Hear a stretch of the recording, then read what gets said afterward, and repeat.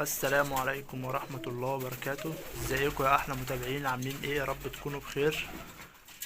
النهاردة هنعرف ازاي تبدأ مشروع تربية الحمام البلدي بأقل تكاليف. وان شاء الله اول حاجة هنعرفها ازاي تجهز المكان اللي هنربي فيه. واول حاجة انك تكون محتاج اوضة مساحتها كويسة وتكون متقفلة كويس زي ما انتوا شايفين كده. و...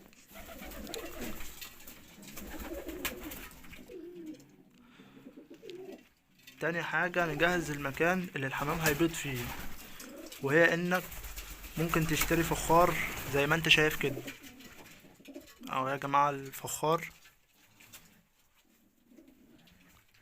بتشتريه من السوق عادي.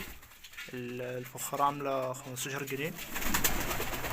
وليه طريقتين، ممكن تعلقه زي ما انت شايف كده او ممكن ترصه على الارض عادي.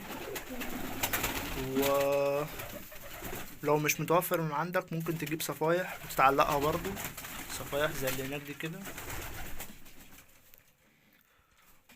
كده انت كده تكون جهزت المكان. تبدأ بقى تجيب الحمام، وهو انك تبدأ بحمام بلدي. آه ويفضل يكون حمام زغاليل او شبابات، لان اي حد بيبيع حمام شغال بيبيعه عشان بيكون كبير في السن او بيروق على البيت. او ممكن تجيب حمام شغال من حد يكون مصدر ثقة. تبدأ بكمية قد ايه؟ يفضل تبدأ بكمية كبيرة مش اقل من 15 جوز. الكمية دي كافية انها تبقى مشروع كويس. بعد ما نشتري الحمام هتبدأ تأكله اي نوع حبوب متوفر عندك. وفي خلطة كويسة بتتباع برضو موجودة في محلات الأعلاف كويسة.